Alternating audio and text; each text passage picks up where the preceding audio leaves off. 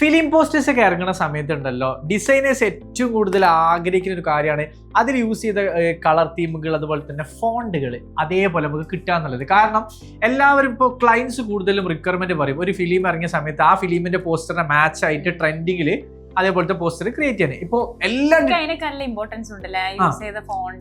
Like നമ്മളും ചെയ്യുന്നതാണ് അങ്ങനെ തന്നെ. കാരണം എന്താ പറയുക അതെല്ലാം ശ്രദ്ധിക്കപ്പെടും.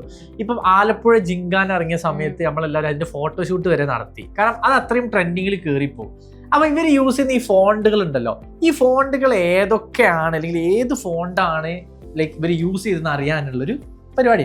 എന്തായാലും അതിന്റെ പേരെന്താ myfonts.com. അതിൽ നമ്മൾ ഈ ഒരു പോസ്റ്റർ പെട്ടെന്ന് പറഞ്ഞപ്പോ ഈ ഫിലിം റിലേറ്റഡ് ആയിട്ട് ഒരു ഫിലിം ഓർമ്മ വന്ന് അതിന്റെ ഫോണ്ട് ഏതാ എന്താ എനിക്ക് ഓർമ്മ രോമാഞ്ചത്തിന്റെ പേര് എനിക്ക് ഓർമ്മ വലുതാക്കിയിട്ട് ഇങ്ങനെ വട്ടത്തിലേക്ക് നമ്മൾ കുറെ ശ്രദ്ധിക്കുന്നതാണ് ചില പോസ്റ്റേഴ്സ് ഒക്കെ. അപ്പൊ ഈ myfonts.com പോയിട്ട് നമ്മൾ ആ പോസ്റ്റ് ഉണ്ടല്ലോ, ആ ഡിസൈൻ പോസ്റ്റ് അത് അപ്ലോഡ് ചെയ്ത് കഴിഞ്ഞാല് ലൈക്ക് അതിൽ നമുക്ക് കാണാൻ പറ്റും. അതൊരു വെബ്സൈറ്റ് ആണ്. അപ്പൊ ആ ഒരു വെബ്സൈറ്റിൽ പോയി കഴിഞ്ഞാൽ നമ്മൾ ആ ഒരു പോസ്റ്ററിൽ എവിടെയൊക്കെ റൈറ്റിങ്സ് ഉണ്ടോ ആ ഓരോ ടെക്സ്റ്റ് നമ്മൾ സെലക്ട് ചെയ്യുമ്പോൾ അത് ഏത് ഫോണ്ടാണ് നമുക്ക് അതിൽ കാണിച്ചു തരും. പിന്നെ അതിൽ നമുക്ക് വേറെ ഓപ്ഷൻ ഉണ്ട്, ഐഡന്റിഫൈ ഫോണ്ട്. അത് എടുത്തു കഴിഞ്ഞാൽ അല്ല സംഭവം സെയിം തന്നെ, പക്ഷെ അത് എടുത്തു കഴിഞ്ഞാൽ അതുമായിട്ട് സിമിലർ ആയ ഫോണ്ടുകളും നമുക്ക് അവൈലബിൾ ആണ്. സോ എന്ത് ചെയ്യാം, ഡിസൈനേഴ്സ് ആണെന്നുണ്ടെങ്കിൽ ഇതൊന്ന് ട്രൈ ചെയ്ത് നോക്കുക. ആൻഡ് ആ ബാക്കിയുള്ള കാര്യം പറഞ്ഞു ഞാനിപ്പോൾ.